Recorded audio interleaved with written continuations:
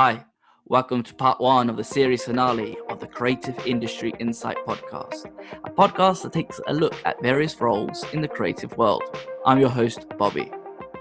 Hope you enjoyed last week's episode of Alex as we delved into the world of TV finance. But today's guest, director Matt Walker, who has directed videos for the likes of Skepta, JME, and P Money, sits down with us to talk about his creative process and experience in the industry. So make yourself comfortable as we jump in the conversation with Matt.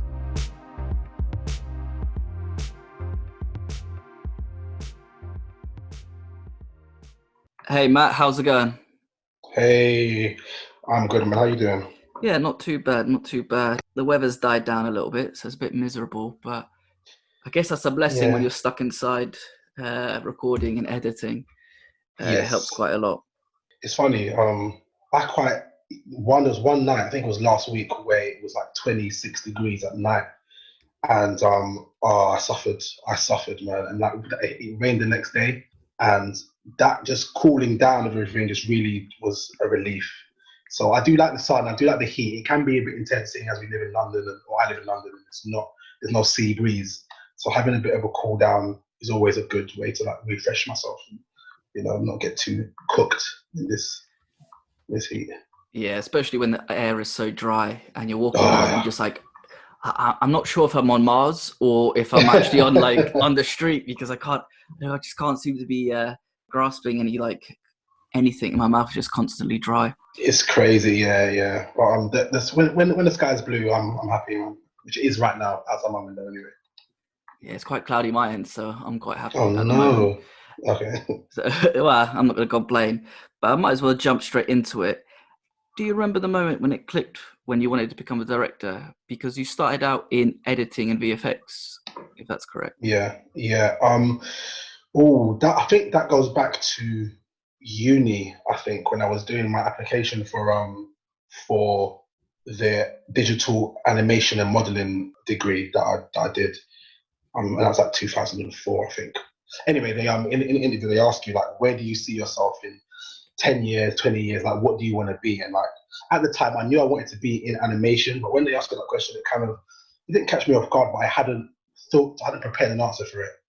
But the answer came quite naturally. So I think I said something along the lines of, I want to be like the lead, the creative director of a massive project. I think at that time I must have watched maybe Lord of the Rings film, or like a big epic. I must have watched a big epic film that week, and I thought, yes, I would love to be like the main HOD of that process, whether it be head of animation or the director or creative director. I wanted to like get my ideas and see them made, which is funny because animation is when you're an animator, you're a really, really small part in a massive machine.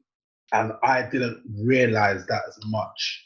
I thought you could be an animator and like you could animate the whole film yourself.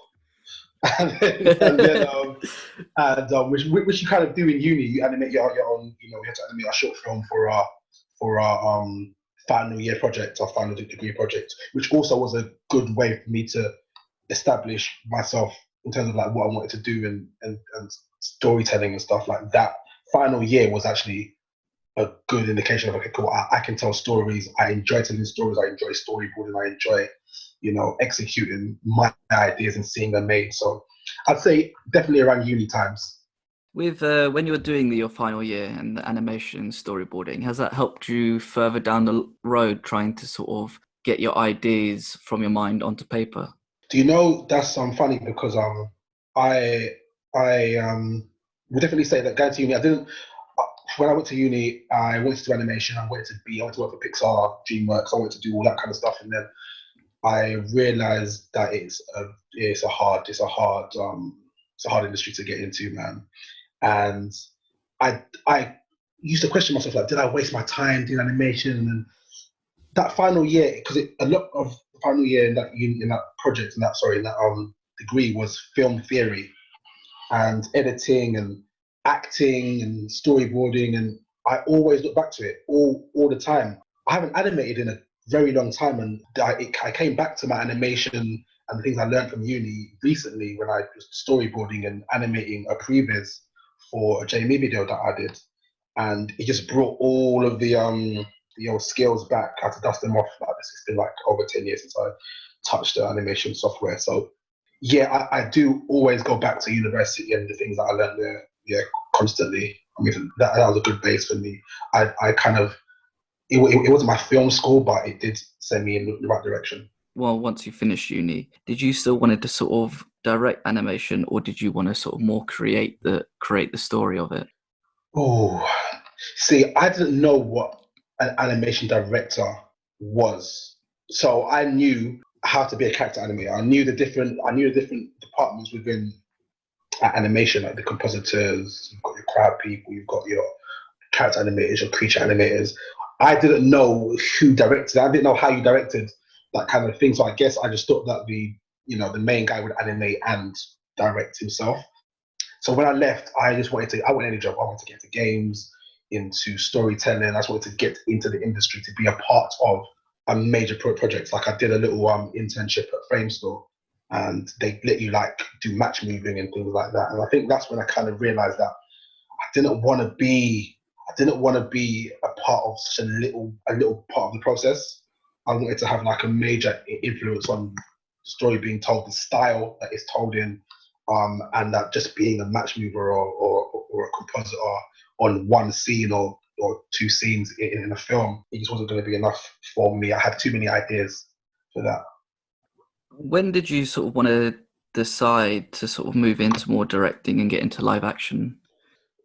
Well, I didn't have a route into that for a long time. So I had around the time when I started, which is like around 2008, I think. I was just out of uni. I was looking for jobs in animation, and I was applying for. I was doing my show reel every 6 months. I'll do a new show reel and put it out to all these games companies and animation companies trying to get jobs. It was really hard. I got really close on one job in Cambridge for a games company, and it kind of shook my world when I heard that the person who interviewed me just told me that, look, the reality is, yeah, at this point in time, you are competing with people who have so much more experience than you, and they're going for junior jobs. I'm not sure if the animation industry was at a bad place at that time, but yeah, they're basically telling me that there are senior guys going for junior jobs. So you coming straight out of uni, it's going to be really, really hard for you to get a job. And then that really just, rocked my boat a little bit. And I was talking to people and I was meeting people, and I met a rapper called Scorcher. He was a friend of a friend. And it's funny because I did a lot of drawing, like back from my art design animation days, and I used to design tattoos. Like I have a tattoo on my arm that I designed, and everyone really likes it. I think I put it on my Facebook, and people started to want me to like design tattoos and that. So he asked me to design him a tattoo, and it's on his arm to this day.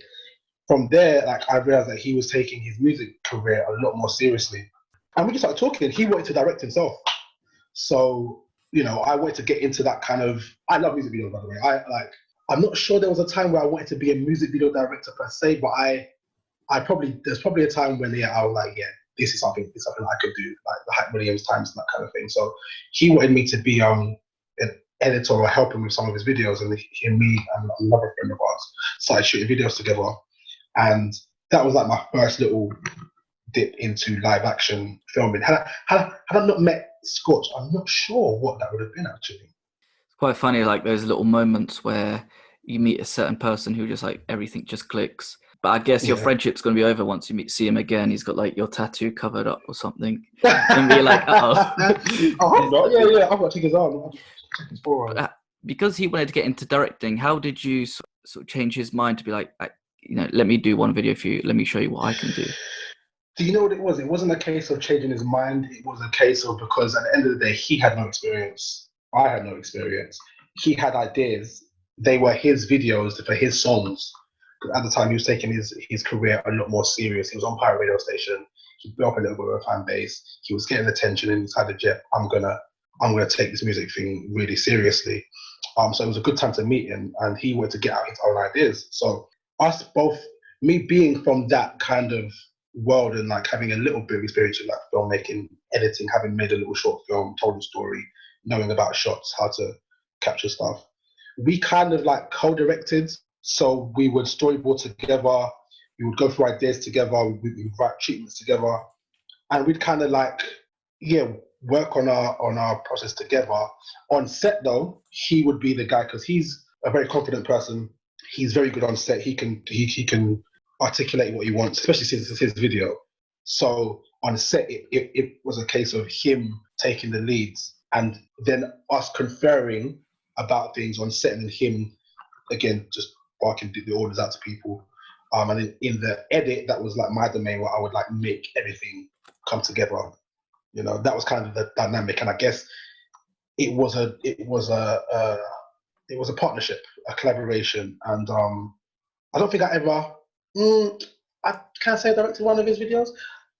Yeah, it was one that I did was actually a VFX video called Dark Knight, and it was like 100% VFX. So we shot a bunch of green screen stuff on the back of another shoot that we were shooting on a cheeky one, and we shot a bunch of green screen footage. Didn't know exactly what we were going to do with it, but we said, you know what, it's green screen. We can do whatever we want. So literally, that video was where I just took what we had and just made something out of it. I was literally learning to use After Effects while making the video. So I would edit the video and do all the effects up until like a minute, and then I would run out of ideas, and I would like, okay, cool, now I've got to find another way to incorporate these shots into different things and different scenes. And yeah, that was the first time I actually made his video for him, and that was a really good video. I really like that one. As you said, you were saying you started using After Effects. Were there sort of moments where you're sort of editing it and you kind of, how do I say it? Because you were testing out, did you have a lot of more creative control over it, or did Scorcher want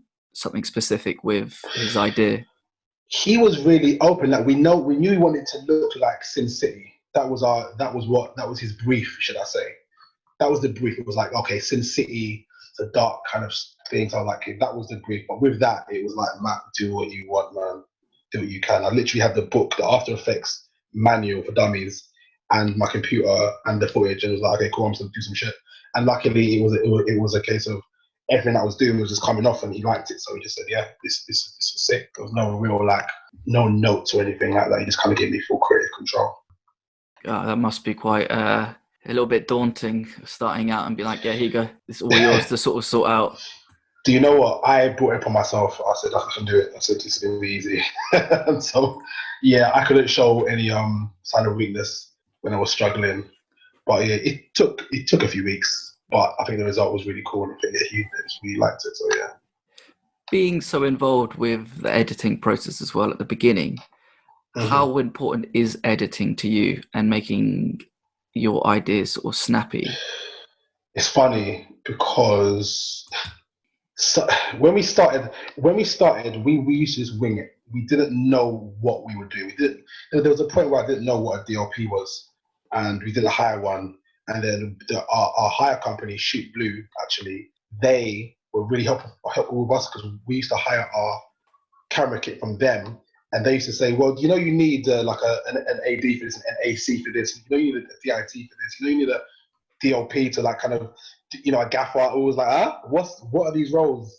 We thought you could have a camera and just press record, you know. So they really helped us in terms of like knowing what's needed on a film set. Regarding the editing, yeah. So to add to that, us not knowing what we were doing, kind of we winged things. We didn't know what we were shooting, how we were shooting it. A lot of the time, we just knew what looked cool in certain instances. But when it came to the, not knowing how much coverage to get was a big issue for us in the early stage. Like not knowing, you know, how much close-up shots or how many wides or how many establishers or, you know, how much B-roll you need was a big challenge for us. So the editing in the first instance was about saving the video and like just making it work, literally making what we shot work. There was no plan. It was just, okay, this is the music, this is how we want to go. We have this much footage. Let's just try and do something snappy and rhythmic and dynamic to kind of mask over the holes in our experience, in a sense. So a lot of the time we were just saving, putting out fires and saving the footage really. But I mean, it worked. It works. And I think maybe I might be doing myself a disservice, but yeah, a lot of times I felt like, well, man, if I didn't do this effect, I don't know what we'd do. You know what I'm saying? So that's kind of how it was at the start. But going further from that, I feel like editing, especially with music videos, man, it's like, for me, I'm a very musical person, and I always edit with the beat and the track and lyrics in mind. Like if there's a certain line that I want delivered, I need to make sure it's a long hold on that. If the cadence of a lyric is staccato, I need to edit in that way to, so you kind of feel it visually as well as just hear it. So that was my approach. That was my approach early on. And then later on in my development, it became about, okay, like holding a shot and being more patient with things. Because obviously Grime's very fast paced, 140 BPM, it's very rapid. You need to, keep the viewer engaged with what you're doing or what they're seeing. So that was how I started. But as time went on, you start to learn about, holding shots and being more deliberate with what you're doing. After your sort of the relationship with Scorcher developed, did that open more doors to work with other artists? For sure, man. Like I always say to people, man, like you came in at the right time, because at the time, like to say 2009 through to 2012, a lot of artists were spending money on their videos and taking music videos very, very seriously. YouTube hadn't been around for that long. There was cable TV, there was Channel U, which was like where people used to see, and there was Channel U and there was MTV. MTV was for the higher end, and Channel U was for like the lower independent grime artists who didn't necessarily have a deal but had some money to put together and to get themselves seen. So at that time, the industry was really, really close. So in my experience, in my memory, a lot of people liked the quality of the work that we was doing for the money that it was being done for. We had decent production value for a really low cost. And I think because Scorcher knew a lot of artists, they would look at his videos and be like, oh, you guys did that, come and do mine. So I think Wiley called him to do a video because he's seen something that we did for Wretch 3-2. And then Skepta saw a video that we did and said, I'll do one for Boy Better Know. So like, because the industry was so close and we were like, we were growing, there weren't many directors, young directors up and coming like us. There was Jack Fresh, there was Ben Peters, there was a few others, there was Carly Cusson, there was a few of us like kind of bubbling, and yeah, like just quite small. So, when it came to grime, and there was a lot of grime videos being made. So because of how incestuous that scene is, it was, it was quite a snowball effect, When you started getting more work and everything, how important was it to build a team around you, such as a DOP producer, to sort of get everything together and make it all work on the day and after? Do we set up a company called Staple House, and that was like a bunch of friends. No experience in the film industry, just friends that were willing to muck in and to give a hand with catering, with logistics, with like being a runner, being playback. We had no producer. We were our own producers. We would get things going. It was just a bunch of friends with no experience. Man. We were so naive, man. I look upon that naivety with fondness, because I mean, like, some of the things that we did, I just can't believe that we even tried, and I wouldn't dare try now. But somehow they worked because because they're friends and everyone's working for each other. It was such a good little team, man. It was just everyone working for each other, really, and at the time it was kind of, we were working to like kind of boost Scorcher's profile, because he was an artist as well, so he was making his videos, and then when it came, and that kind of bled out into like the Wiley videos and the Wretch videos and the Skepta videos. We just all, like, I shot a Skepta video, a Boy Better Know video at my friend's dad's house. Like, that's how it was. There was no location scouting, there was none of that stuff. So we didn't have a team. Like, there was no production team. It's only the last half of my career where I've actually built relationships with like DLPs and producers. And it's funny, one of my good friends, Amalia, like at the time when we were growing, she was a producer, and a friend of mine, a mutual friend, introduced me to her. But at the time, I didn't know what a producer was. I didn't think I needed a producer, so I didn't brush her off. It's funny, I think I did brush her off actually. I just, like, yeah, basically it was like, my mate was like, "Here, Matt, I've got a really good girl, actually, a really good friend of mine, and she produces these music videos, and you do it as well. So maybe you guys can work together. And I was like, well, I don't really need a producer right now. I've got like my friends who just do stuff for us. So, and later on down the line, we become like great friends. She was like my favorite producer. We've worked on so much great things together, and she's killing it right now. But it's funny, man. That didn't happen till way later. I think as the budgets got bigger, we realized that you need a team, man. You need a proper team. I just want to go back to when you mentioned when you were talking about music videos in terms of directors like Hype Williams. When you were starting out, was he one of your biggest influences, and did you try to take/develop your style around his influence? Yeah, he was a big influence, man. Massive influence. Hype Williams was the best. Like in that era, like him, Paul Hunter, Joseph Kahn. But Joseph Kahn didn't have a name. Then Hype Williams was the name that you knew, because obviously he put his name on everything, so he was a brand, innit? And that brand of music video was just like the best. I remember him making a music video for Janet Jackson and Busta Rhymes. It was like the most expensive video of all time at the time. It was like $1 million something, or it was a big deal, and it premiered on Channel 4. And it was crazy because it was like 10 p.m. on Channel 4. It's the new premiere of this crazy video, and this is before like the internet really was a thing for music videos, and it was massive, man. So yeah, I definitely wanted to be like him because of like his scale, but you soon realize that the budgets are way different. But yeah, no, style-wise, 100% that glossy. You just make people look like superstars, and I think that is definitely, even subconsciously, what we wanted to do, man. I don't think we ever like picked any Hype Williams videos as like actual references. Maybe once, maybe some fisheye stuff that with Jamie we did, but definitely the shine, the gloss, that was definitely a big influence for us, and I think that's why we got quite a lot of work in the early years. How would you describe your style, your directing style, when you're on set? Ooh, it's funny, man. Oh, on set, you say? On set, and away as well. Okay, well, not on. I mean, style in terms of like on set. Oh, I would say I'm pretty confident in what I want.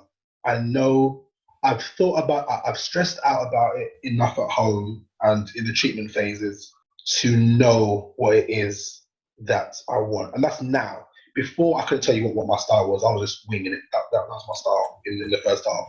Just winging it. Didn't know what I was doing, hoping that it wouldn't all fall apart and people wouldn't find me out to be a fraud.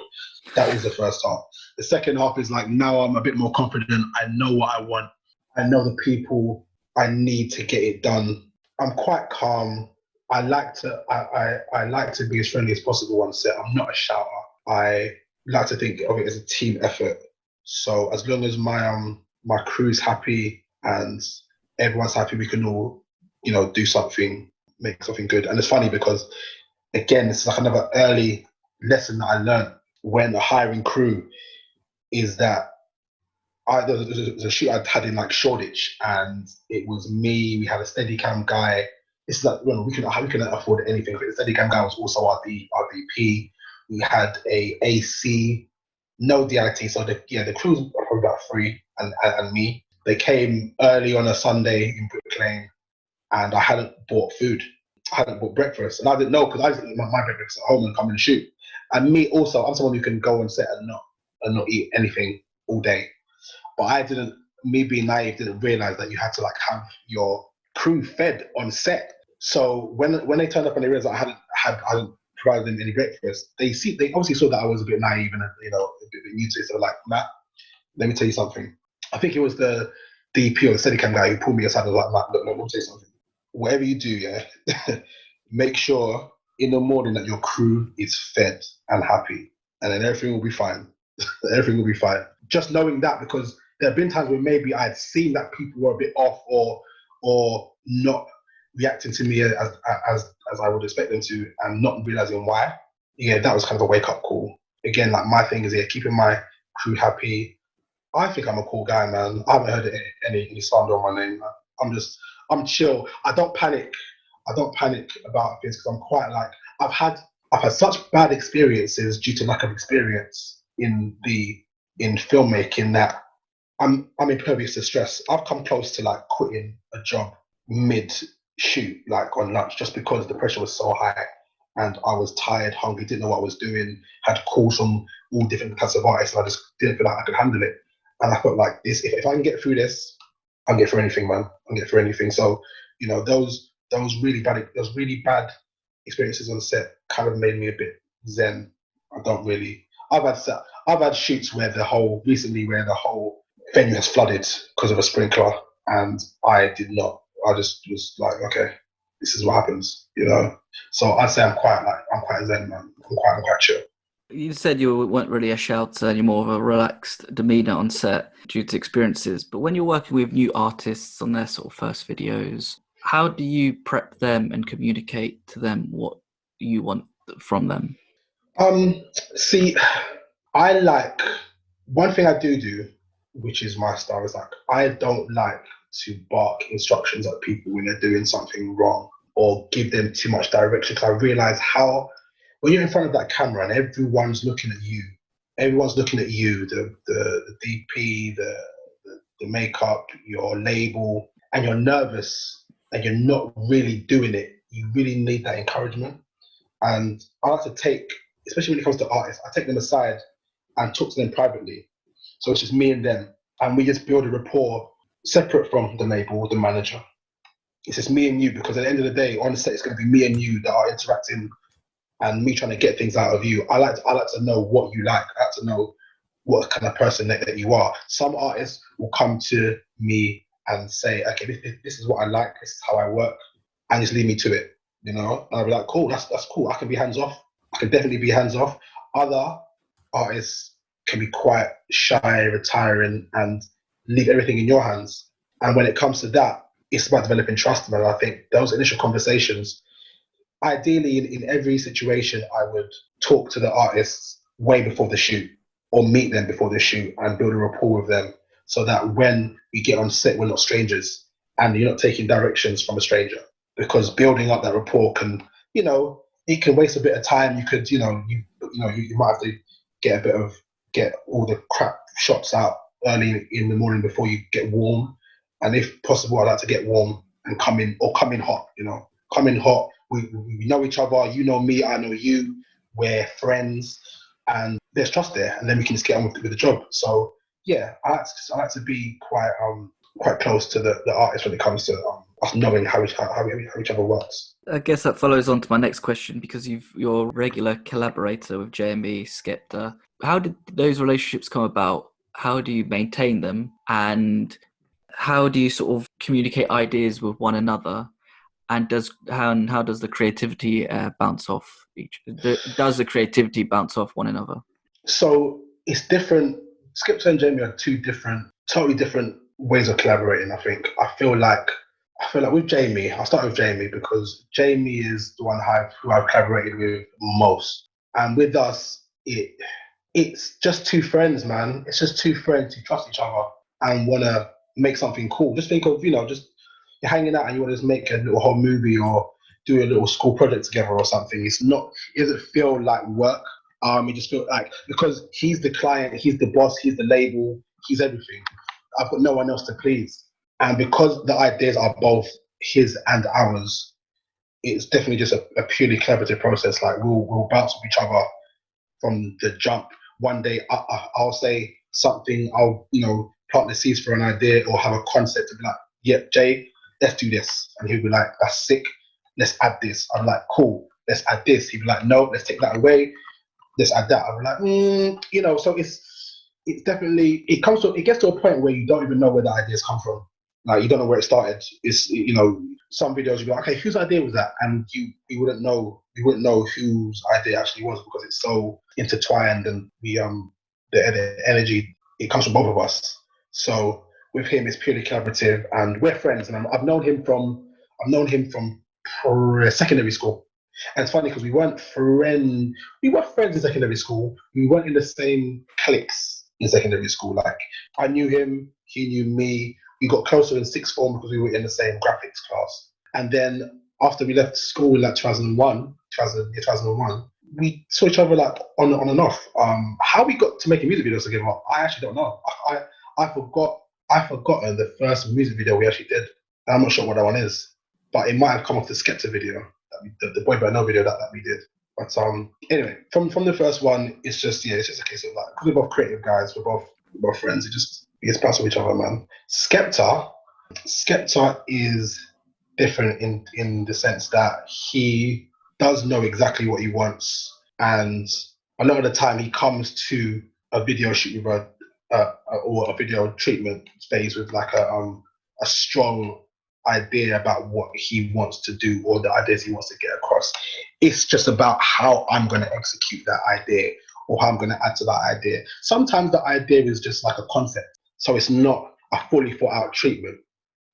Actually, most of the times it's just an idea without, it's not fully fleshed out, and then I will just add upon that and add my style and add my perspective onto that, basically. So with Skep, a lot of our videos, I'll get a treatment from, because he's had labels, he's been independent, so it's been different processes for different stages of his career. So we did a video for N-Dubs and Skepta, and that was from the label. The label just called me up, and that was like our first really big video, man.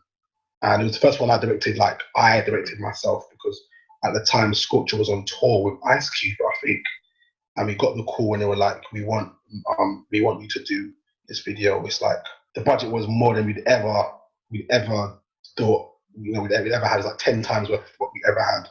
We didn't have it's funny actually, this is actually when I set up the production company as a production company, because with a label, they've got to pay a production company. They can't just pay you cash. So we kind of had to like set up a production company to even get the job.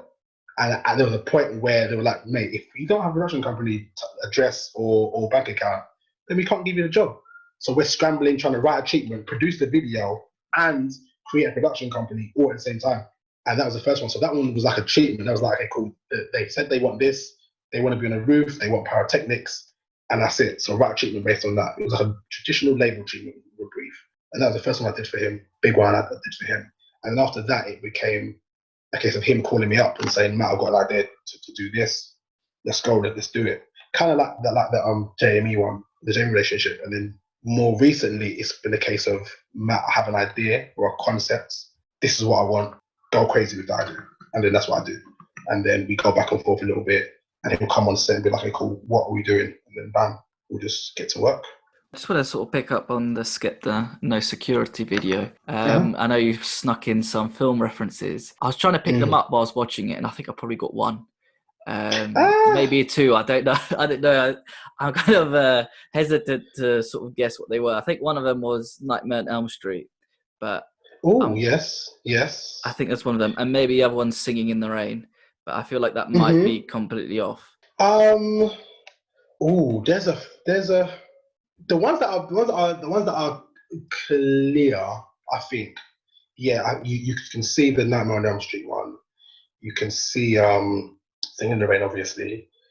There's Natural Born Killers as well in there. You see in his outfits and some of the overlays that we did, and then some other. I think we had some light Clockwork Orange references there as well. But it's one of the ones where it's like it's for the audience to kind of like determine where things come from. I think some things are quite obvious and others not so. But yeah, and to be fair, they weren't meant to be too explicit. But for those who are in the know, it's kind of like, if you know, and if you don't, just imagine kind of thing. When you're doing the N-Dubs video, was that the sort of first time that you thought, wow, we're kind of pinching yourself and like, I've made it? Or was it something that was more, all right, cool, we're getting to the next stage now, and now I can show a big audience what I can do? It was definitely the stage where I said, I'm going to quit this job. I'm not going to do it anymore. I'm not cut out for this at all. I cannot do this. Man, that job was like, that's the job that's made me the calm person I am on set today, is because I'd have to go really back in my memory to like tell you what exactly went wrong. But imagine you've got 4 big artists. You've got multiple location moves. We had to move from Barrington to Perryvale on a one-day shoot in the middle of rush hour. I did at the time. I didn't know how ridiculous location moves on a one-day shoot were, and how that's just not something you do unless it's like around the corner.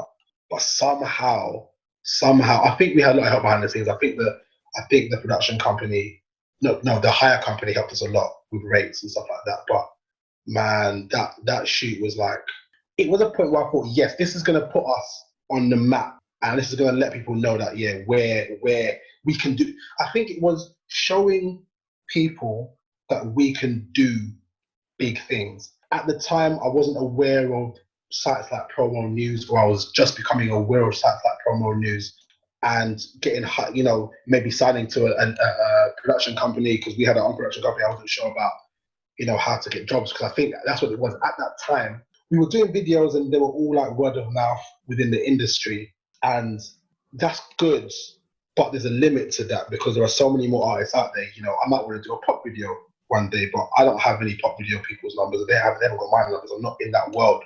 So it was important for us, or for me particularly, to get into that world, man, get signed by like an agency who's going to get me in the door to get more jobs. And then when I got the N-Dubs video, it was like, okay, this is something that I can put in the window to display my talents and to display my ambition to people and show that, yes, Matthew can handle big budgets.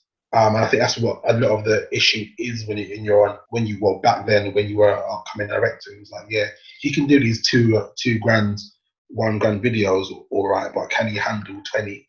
Can he handle 15? Can he handle 30? Or whatever the big budget video rate was at that time. So yeah, that was definitely a time to put myself in the window, and it did get a lot of attention because I think people were really impressed with what we were able to do with it. But yeah, man, it was definitely an absolute nightmare at a certain point, because we underestimated everything about the logistics of a big shoot and how to deal with certain artists. And it's like I had all my life lessons in one day, all compounded into one stressful day, man. Oh. I just want to go back to Skepta for one last thing as well, because you directed a documentary for him. Yes. Was this an idea that you had, or was this something that he came to you with? This was from this came from Julie Adenuga, a friend of mine who also went to my school, but I wasn't friends with. She was a few years younger than me, and I didn't know Julie. I knew Julie just through coming. She used to come to sets. She's an amazing girl. She's really cool, and she used to come to sets and try and bully me on sets. She's a very confident person, and I'm quite laid back and quite shy sometimes. So yeah, I was like always a target for jokes and stuff, but it was all love. So yeah, I met her and I got to know her better through just her coming to support her brothers on the numerous video sets that we'd be on, and we just developed a friendship. And my relationship with Skepta was like, at the time was really close. I was like a close collaborator with him, and I think Apple at the time wanted to make a documentary with him. Julie was working for Apple at the time, and Apple wanted to make a documentary based on his latest album, Konnichiwa, and the show that he was doing at Ali Pali, the one that he sold out 10,000, I think it was, in like 4 hours. So yeah, they wanted to make a big deal out of that. So when it came to like who's going to direct this, I think Julie just knew that mine and Skepta's relationship.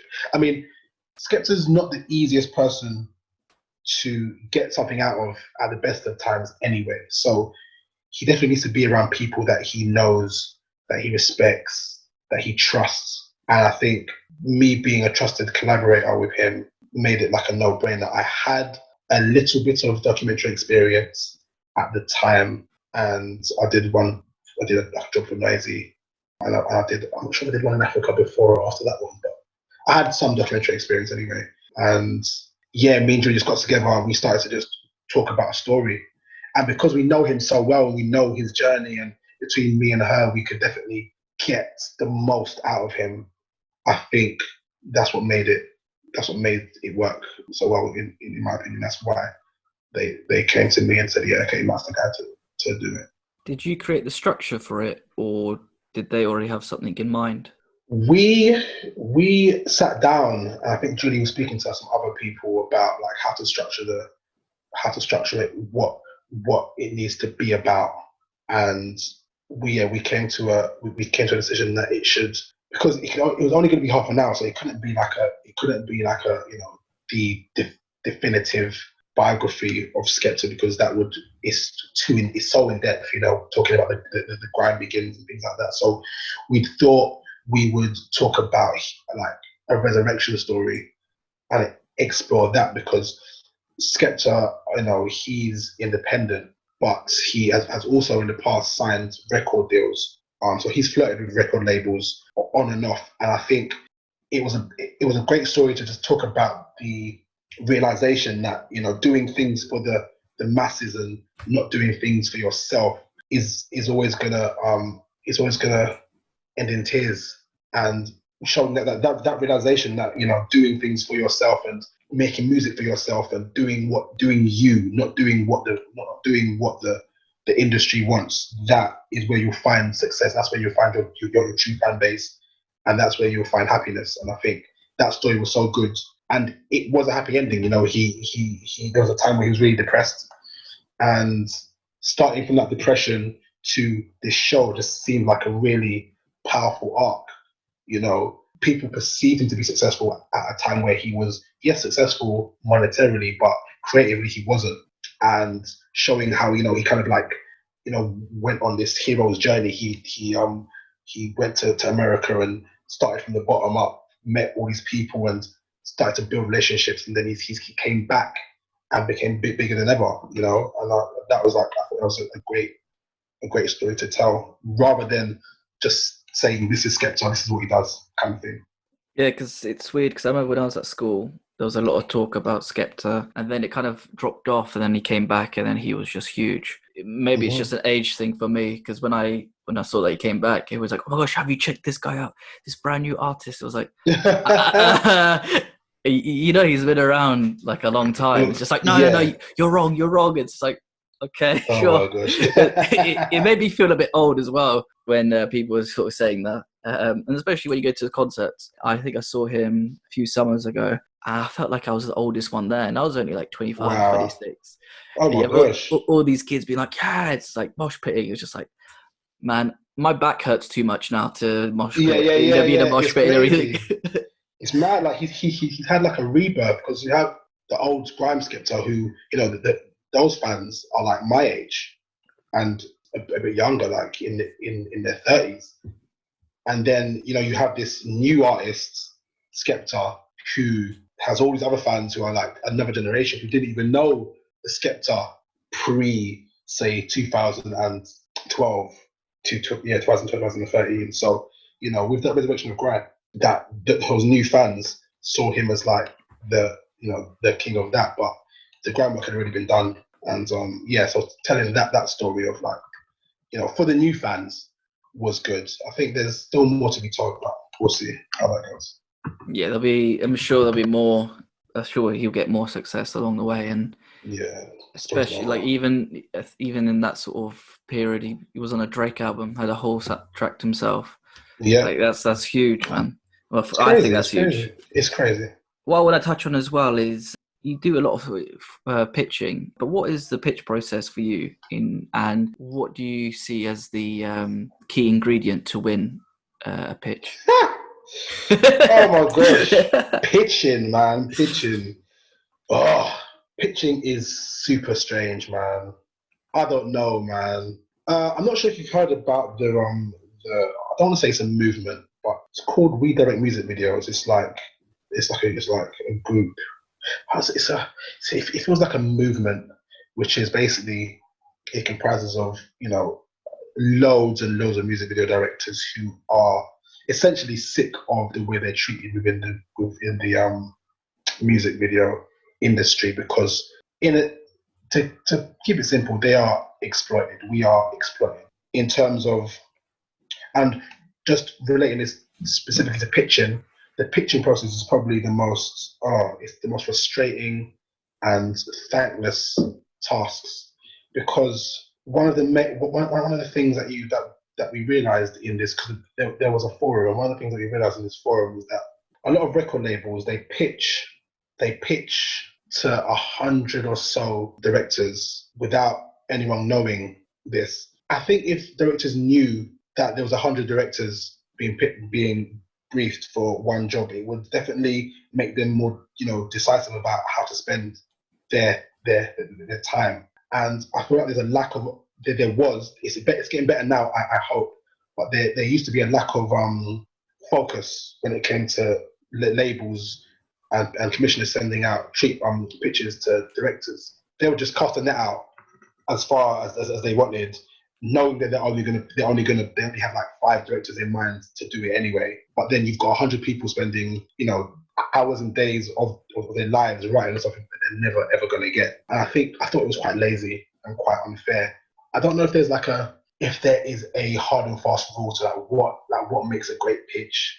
I've run videos where the pitch was on a Word document with clip art on it, and I couldn't believe I won that video. When I looked at, and this is in my early days of pitching, my agency must have been like, what the hell is this you're sending in? It was a good idea, but how I put it on, I hadn't seen a treatment before, like actual one. So the ones that I was writing for people, I didn't know if they were good or not.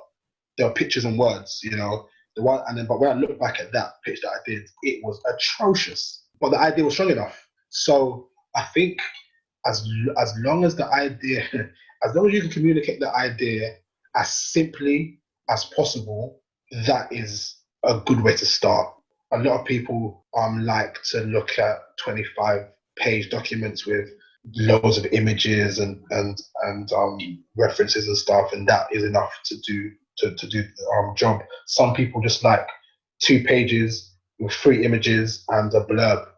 You have to know who you're pitching to, who you're pitching for, what you're pitching on, how much detail is required in the instance. And going back to that thing about how lazy the process seems to me, is that because you have so many pitches going in, people are not going to read 100 treatments that are 25 pages long. They're going to pick out the one that's most visually appealing.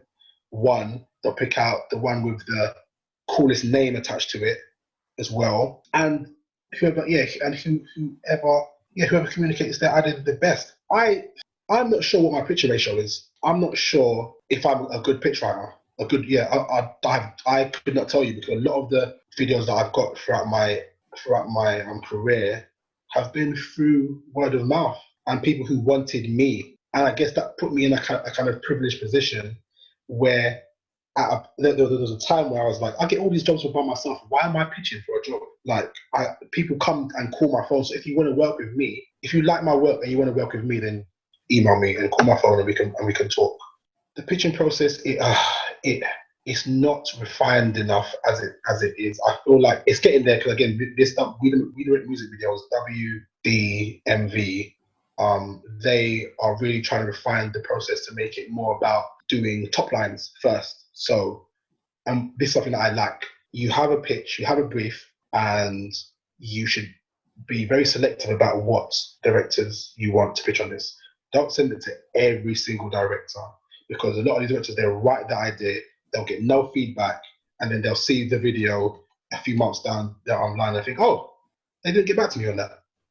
And I didn't know how often that happened until I went to this forum, and it was crazy. But yeah, so how I like it and how it seems to be moving is, you write a top line, which is the initial idea, with a few images, as strong as you can, as concise as you can.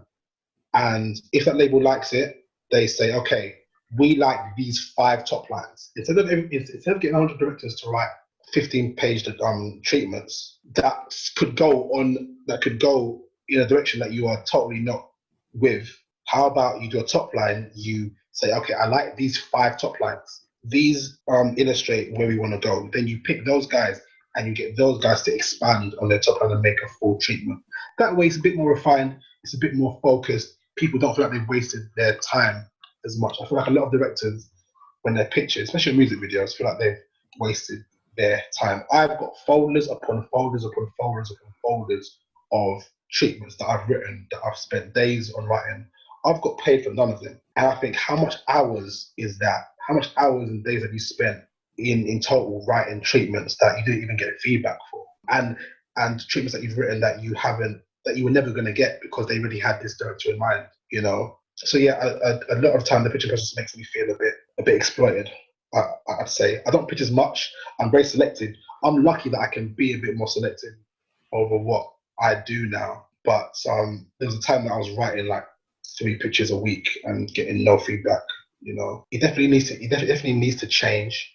It is changing, and I hope it continues to change and be more refined and like respect the directors a bit more and respect the time they put in to these, because coming up with an idea out of nothing is not something that's easy. It's not easy to just come up with great ideas 24/7. You know, it takes time. It takes an extreme amount of effort to do that.